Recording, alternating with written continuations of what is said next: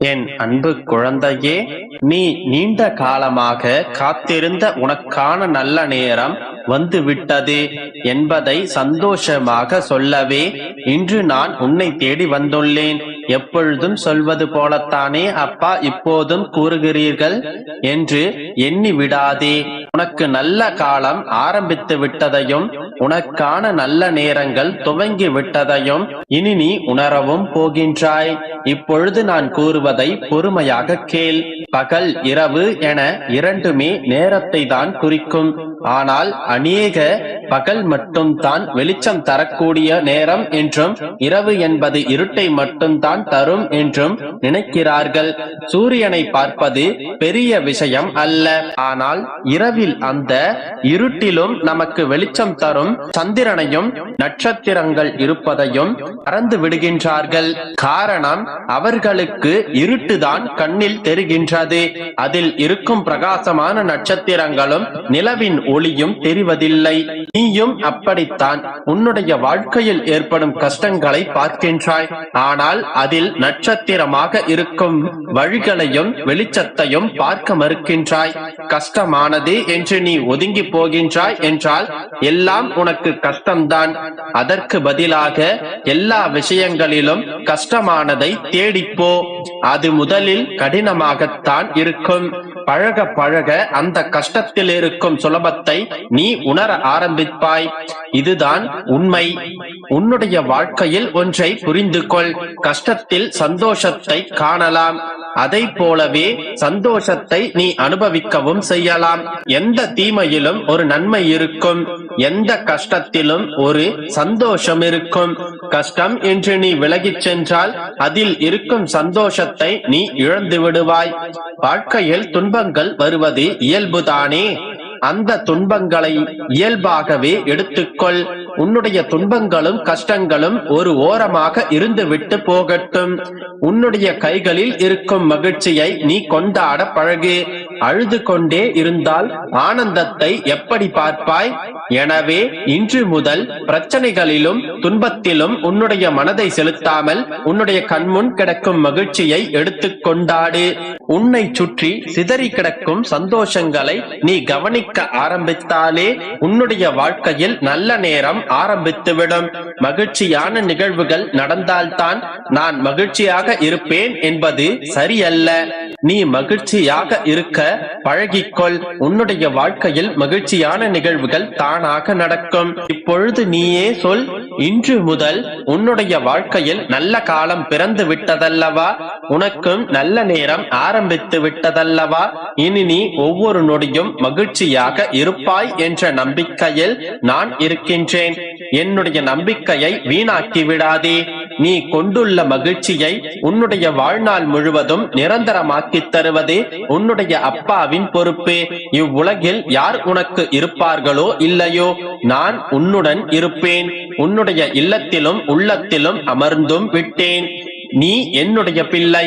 இனி உன்னுடைய வாழ்க்கை என்னுடைய பொறுப்பே. மகிழ்ச்சியாக இரு. மற்றவற்றை நான் பார்த்துக் கொள்கின்றேன். நம்பிக்கையோடு இரு. நல்லதே நடக்கும். உன்னுடைய வாழ்க்கை என்னும் மூச்சை உனக்காக சுவாசி. அதில் ஒருவர் மட்டுமே உயிர் வாழ முடியும். அந்த மூச்சுக்கு சொந்தக்காரராய் இருக்கும் நீ மட்டும்தான் சுவாசிக்க முடியும். நான் சொல்வதை உன்னால் புரிந்து கொள்ள முடிகின்றதா? என் குழந்தை, வைரம். அதனால் தான் உன்னை ஒரு வடிவம் கொண்டு வருவதற்காக நான் உன்னை செதுக்குகின்றேன். நீயோ மற்றவர்களின் விமர்சனங்களையும் அவர்களின் வார்த்தைகளையும் பெரிதாக எடுத்துக்கொண்டு அவர்களின் பின்னாலேயே ஓடிக்கொண்டிருந்தால் எப்பொழுது சிலையாவாய்? எல்லாவற்றையும் புறம் தள்ளிவிட்டு உன்னுடைய வாழ்க்கையை நீ பார். மற்றவர்கள் உன்னை காயப்படுத்த முயற்சித்தாலும் நீ காயப்படாதே. மற்றவர்கள் உன்னை துன்புறுத்த முயற்சித்தாலும் நீ துன்பத்தை ஏற்காதே. எல்லாவற்றையும் சிரித்துக் கொண்டே கடந்துவிடு. உன்னுடைய கண்ணீரை பார்க்க ஆவலாய் இருக்கும் அவர்களுக்கு உன்னுடைய புன்னகையையும் சிரிப்பையும் பரிசாக வழங்கிவிடு. உன்னை தோற்கடிக்க நினைக்கும் அவர்களை நீ தோற்கடித்து திருப்பி அனுப்பிவிடு. எந்த சூழ்நிலையிலும் கலங்கி நிற்காதே. அதை போல எந்த சூழ்நிலையிலும் யாரையும் பழிவாங்க நினைக்காதே. தவறு செய்பவர்களுக்கு நல்ல பாடம் புகட்டி அவர்களையும் என் வழியில் நான் ஈர்த்துக் கொள்வேன். எனவே மீண்டும் கூறுகின்றேன், உன்னுடைய வாழ்க்கையை மட்டும் நீ பார். அடுத்தவர்களின் பேச்சுக்கெல்லாம் கலங்கி அழுது புலம்புவது என் மகளுக்கு அழகல்ல.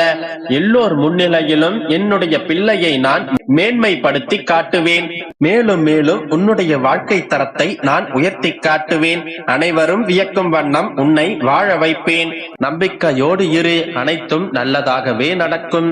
என் அன்பு குழந்தையே, உன் மனம் முழுவதும் நிறைந்துள்ள வலிகளை நான் அறிவேன். ஆறுதல் சொல்லி தேற்றும் நிலையை எல்லாம் நீ கடந்து விட்டாய். ஆறுதல் வார்த்தைகளை கேட்டு கேட்டு சலித்து விட்டது.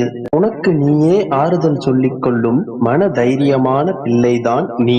இப்பொழுது உனக்கு ஆறுதல் தேவைப்படுவதில்லை.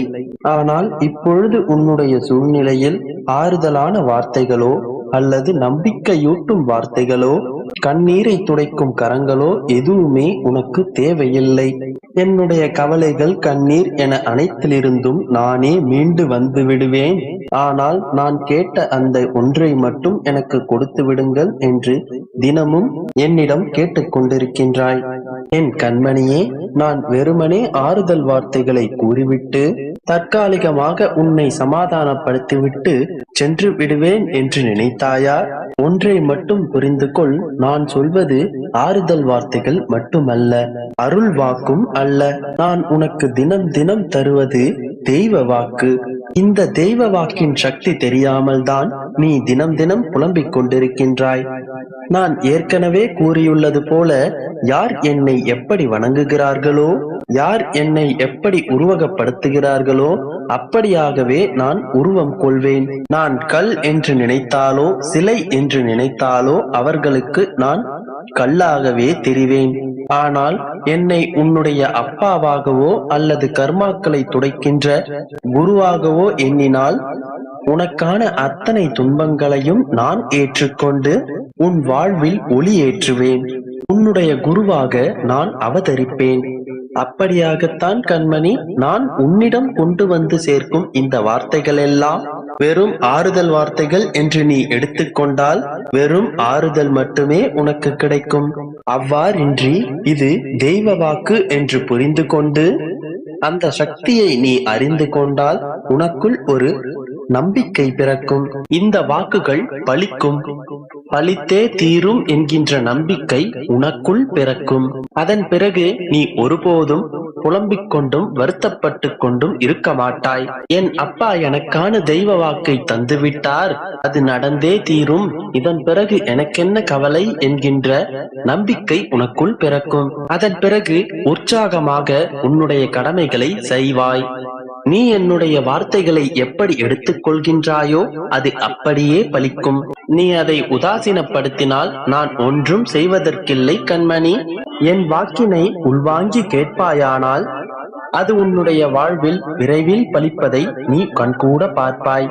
வாழ்க்கையில் நீ எவ்வளவு கஷ்டப்பட்டாலும் அந்த கஷ்டங்கள் அனைத்தும் எதிர்காலத்தில் உன்னை சிறந்தவனாக மாற்றுவதற்காகத்தான் என்பதை என்றும் மறவாதே.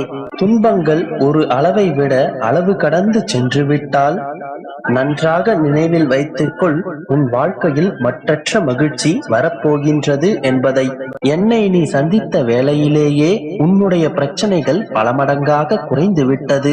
நீ என்னை வணங்கும் கணத்திலேயே உனக்கான நன்மைகள் உன்னை வந்து சேர ஆரம்பித்து விட்டது. நீ என்னை சரணடைந்த மறுகணமே உன்னுடைய கர்மாக்கள் பலனிழந்து கொண்டிருக்கின்றன. இந்த தெய்வ வாக்கு உன்னிடம் வந்து சேர்ந்து விட்டாலே உன்னுடைய கஷ்ட காலம் தீரப்போகின்றது